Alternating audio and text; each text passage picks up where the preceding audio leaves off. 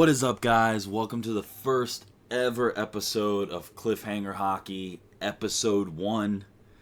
I'm super excited to kick off this media platform, podcast, whatever you want to call it. And before I start diving into the Panthers and many other reasons why this podcast came about, I just wanted to kind of speak actually as to why I'm doing this, right? First and foremost, I grew up playing hockey all the way up throughout high school.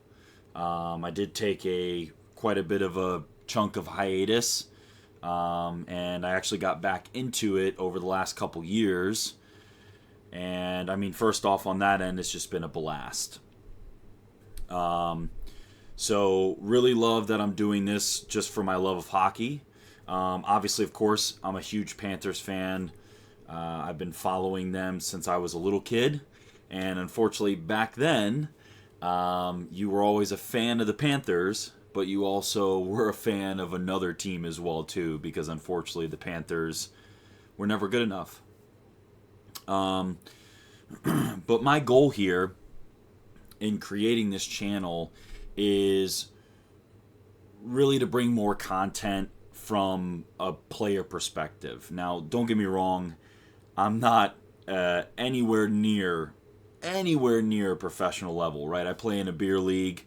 I actually happen to play where the Panthers practice, but I play in a beer league, and while I'm nowhere near as good as them, I definitely have a little bit more understanding as to why things happen, how plays develop, etc., right? What that kind of looks like in terms of timing on the ice that I think can be a very unique aspect to media content for the Panthers, right? I know there's quite a few podcasts and other variety of people out there producing Panthers content, but I'm really excited to kind of hopefully bring more to you from the eyes of a player and not necessarily just the eyes of a fan.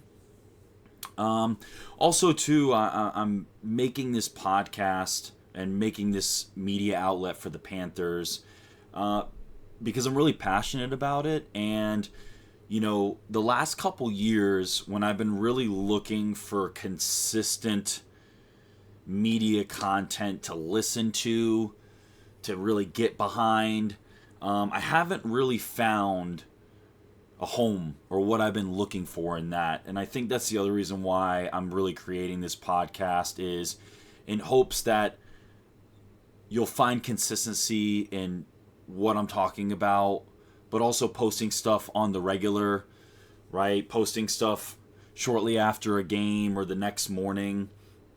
Those are a lot of the real things. And my goal is to really, you know, I want to do this for fans, for the people. I want to do this for the love of the game.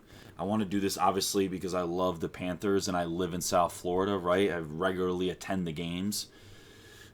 But, yeah, so that's my goal here. And in this first episode, we're recording this actually the day before the season starts, right? So on October 6th.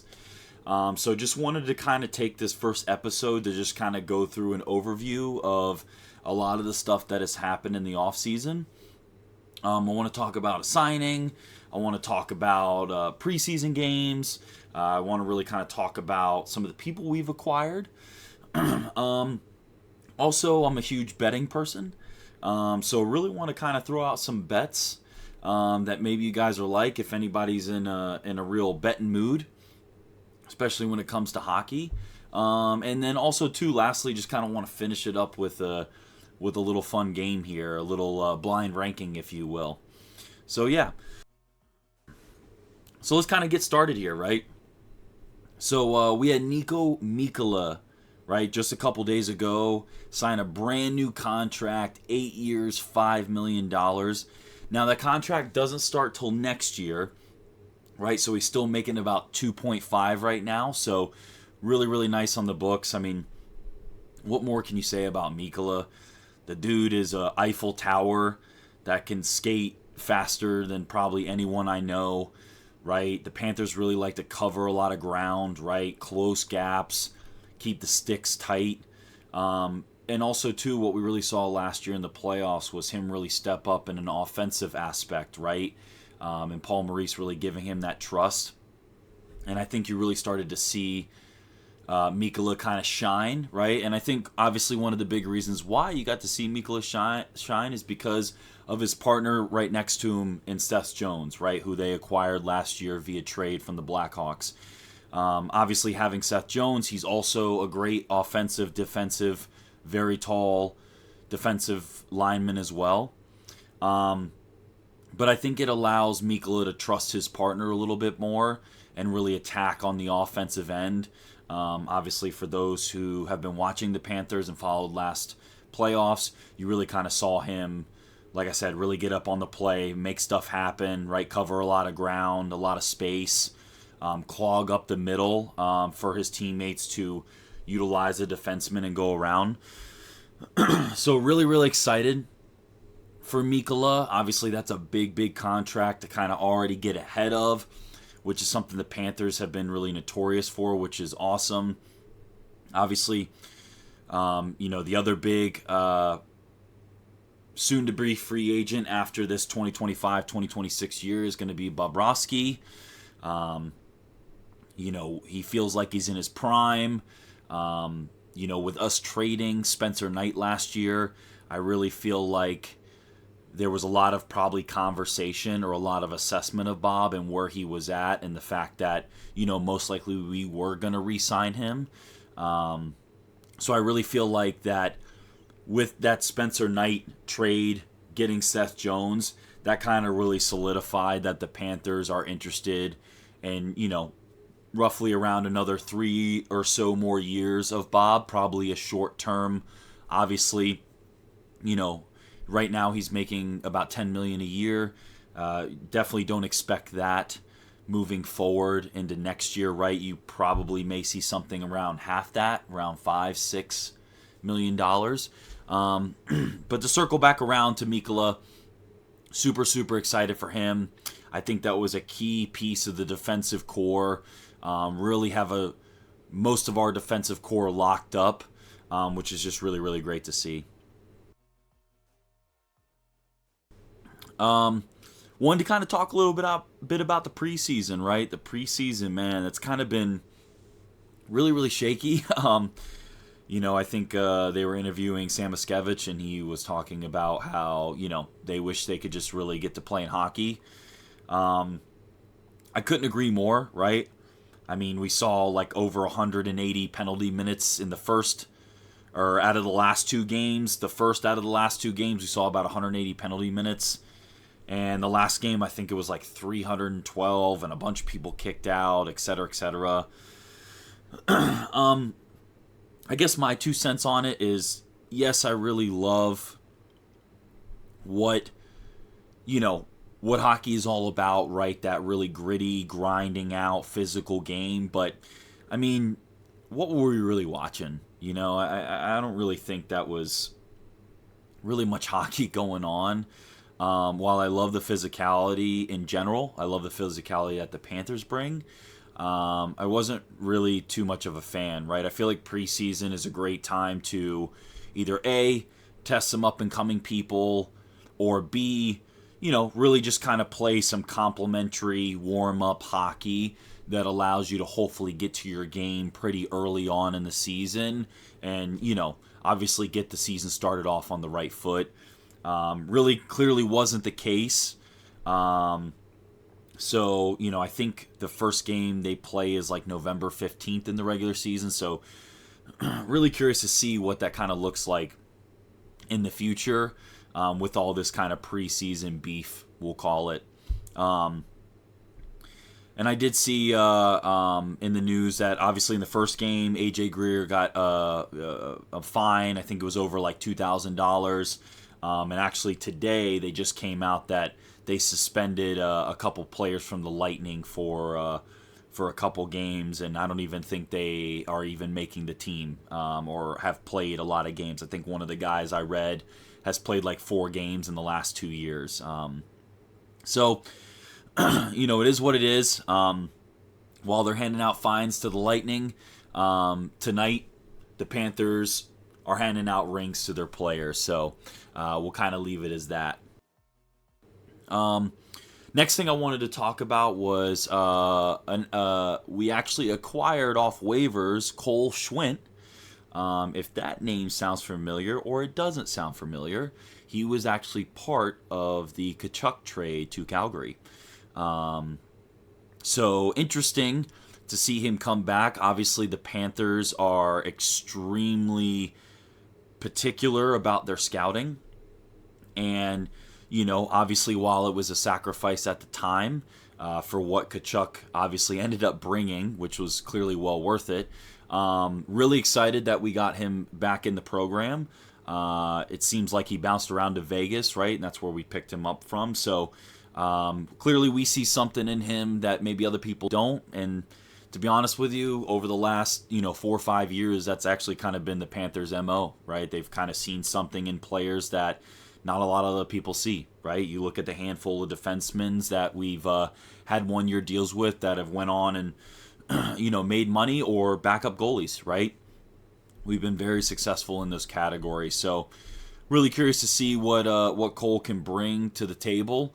But yeah, really excited for that. And, just makes that Tkachuk trade look even better and better. Wanted to kind of go into some bets, right? So tomorrow night, 5 o'clock, right? The Panthers host the Blackhawks. This is their banner raising ceremony, which is obviously going to be another opportunity for the players from last year to kind of soak in their accomplishments from last year if they're already not doing so tonight with the rings.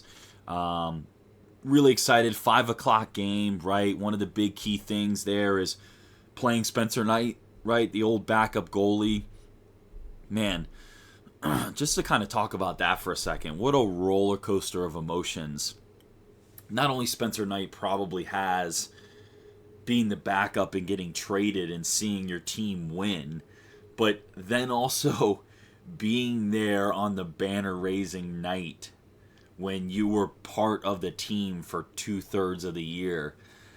Man, I just can't imagine what what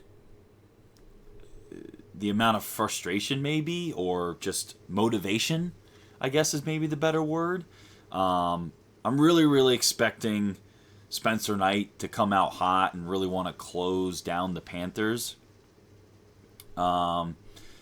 But I think that, first and foremost, going into my bets here to give you guys a little bit of insight on what I'm thinking.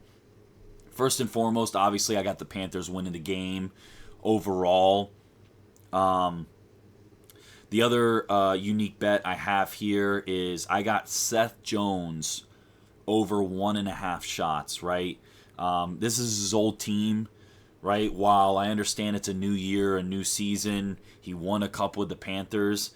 I think he's going to be pretty eager to kind of, make the Blackhawks remember who he really was. So I have, like I said, I have Seth Jones over 1.5 shots. The other bet I really like is Samoskevich as well, slotted at over 1.5 shots. Samoskevich is just, he's still a really young player. I think he really wants to make a name for himself this year. And, I think that he is going to want to come out hot and heavy and kind of prove himself, right? Put pucks on net, etc. So I really like Samoskevich over 1.5 shots. That's pretty much what I got for my bets. Just kind of keeping it easy, right? Don't really know what you're going to see yet in terms of this team, right? Obviously, right, some of the other big news that we had, Barkov going down with an MCL, ACL, had to have surgery, out for 6 to 9 months, they're saying. I did read a thing about how he visited the Miami Heat practice and he told Coach Spo about 5 months. Obviously, we'll see, right? A lot of these hockey teams kind of like to keep all this injury stuff on the hush for the most part, other than the big obvious things. So we'll see. Hopefully he can come back for the playoffs. But I'm not holding my breath either, right? I would be very surprised if he did, to be honest with you, even though I hope so he does. Other big news, obviously, for those who don't keep up as frequently, right? Matthew Tkachuk out, right? Did end up having the surgery on the injuries that he sustained last season as he was on his way to winning the Cup, right? He had the hernia, he had some other things going on, so, he's looking to be back. I know they're saying timetable is roughly around January, but I did hear Paul Maurice a couple weeks back saying that it's going to be a progression thing, right? There's going to be a series of tests or, durability things that he's going to have to go through, and that's going to kind of, from point A to point B. Okay, then point B to point C, and if point C doesn't get there, then we keep working on point C until we get to point C, right? Something along those lines. So that's why the December-January timetable is a little rough, but really I know the team will be excited to have him back as, one of the main vocal leaders on the team, right? Unfortunately, what we're really going to be missing from Barkov is that, just kind of show it by his own way type of leader. Not the loudest guy in the room, right? But just really takes action on the ice. Of course, we do have a bunch of now young veterans and old veterans, right? I look at somebody like Marchand. Obviously, this is a great time for Lundell to step up. Obviously, good time for Bennett to step up, right?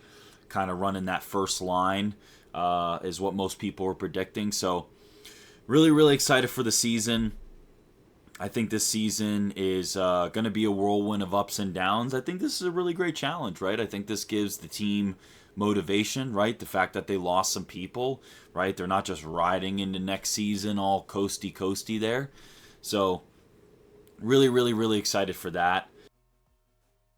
So the last thing I wanted to kind of do here is a little bit of blind ranking. And before I get into a blind ranking, I do want to say that for those listening, we will have this podcast on Apple Podcasts. So feel free to check us out there. For those checking us out on Apple Podcasts, if that's your preference, you can find this podcast also on YouTube as well. And that's where you'll be able to check out this blind ranking portion. But I'll make sure to, verbally talk about it as well too, so that way our podcast listeners can enjoy this part of it. So what I got here is a tier list of 1 through 5, right? So we're gonna do 5 people blind ranking, and I actually have a wheel. And what this blind ranking theme is going to be around, since the signing of Mikkola, we are focused on the core Panthers players that are here at least till 2030, right? So people like Barkov, now Mikkola, Bennett, Forsling, Seth Jones, Carter Verhaeghe, Lundell, Reinhart, right? Matthew Tkachuk, Brad Marchand, right? Just to name most of the crew there. So what I'm going to do is I'm going to go ahead and spin the wheel here, and then we're going to give them a blind ranking here. So let's get started.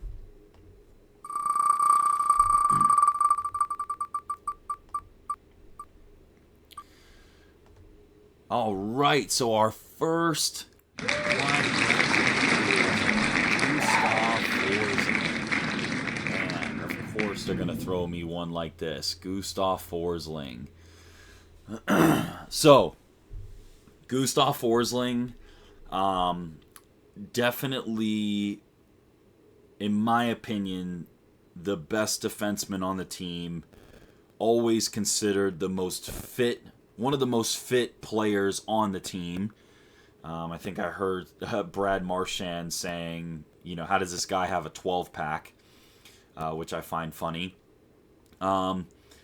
Extremely quick.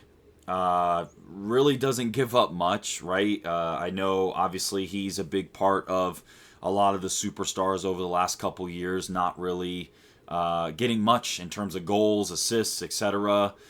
He's really a big part of that, right? Doesn't play a lot on the power play, of course, but a big part of the penalty kill.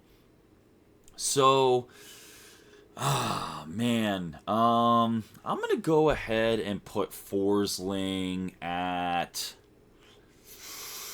Ooh. I'm gonna put him at 3. I'm gonna put him at 3. I think he's at 3, like I said, because he is, that top defenseman, in my opinion, for the Florida Panthers. Absolutely shut down. Lightning quick on his skates, right? Can pivot left and right really fast. Really good stick. I mean, the guy's slap shot is just unbelievable. I think his slap shot is actually extremely underrated. Doesn't really play up in the play, but when he does, makes a big impact. So I like number 3 here. Let's go ahead and spin the wheel again. See what we get here.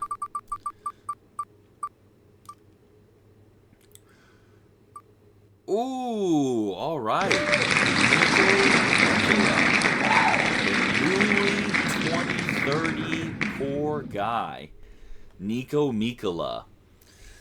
Well, I just got done really kind of hyping him up, so not really much more to it, but to kind of speak on him again, right? Obviously, the dude's got length, has an insane ability to skate with the length and the size he is. For a defensive aspect, right? Really tight gaps on the offensive players. Isn't afraid to get up on the play. Isn't afraid to get physical as well. Man, there's just so many heavy hitters on this 2030 list.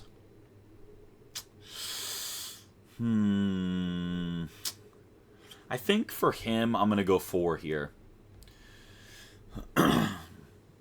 He's really, really good. Like I said, plays a little bit more up than Forsling. I don't think, though, as far as a defenseman goes, he's quite as good as Forsling. So that's why I'm going to put him at 4. All right, let's spin again.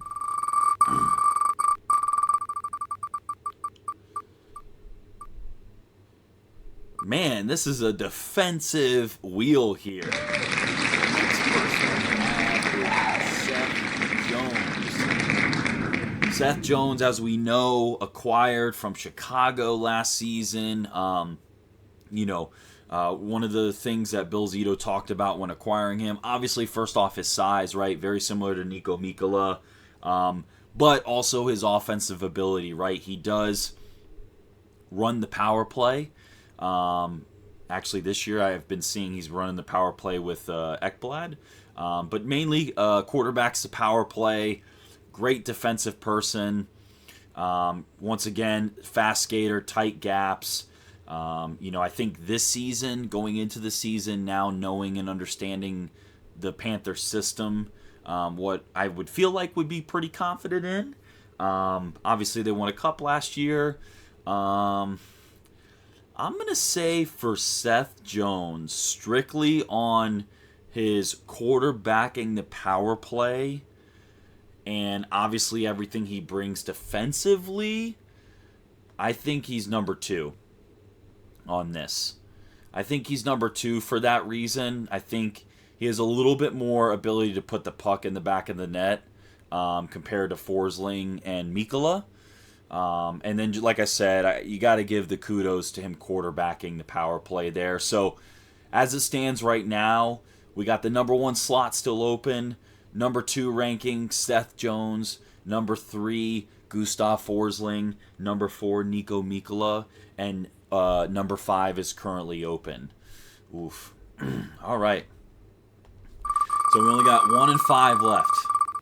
1 and 5 left here. Let's see what we get. Oh, I had a feeling. Carter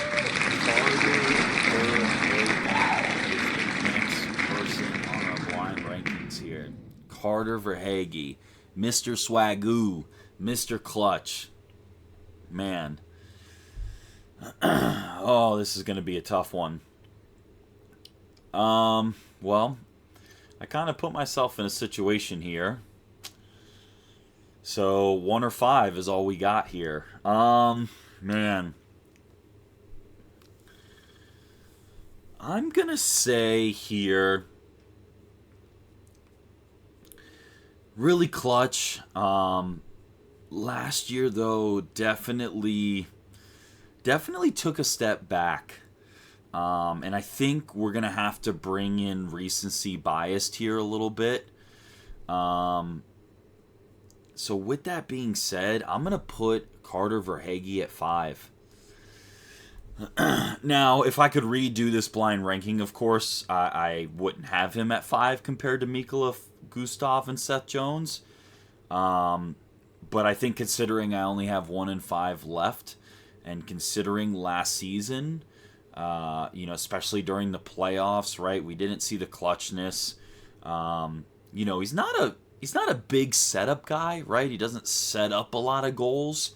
He's more of the goal getter, which I get, like that's his role on the team.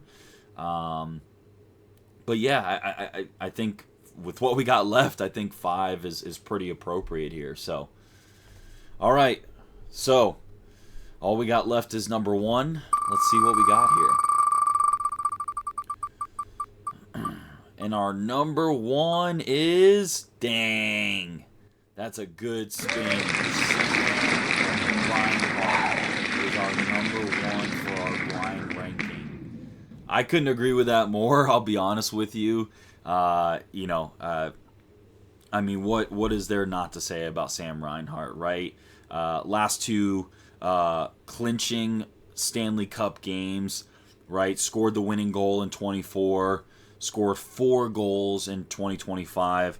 Yeah, I get, one of them or 2 of them, I believe, were an empty netter, right? But still really kind of set the tone in both game-clinching games.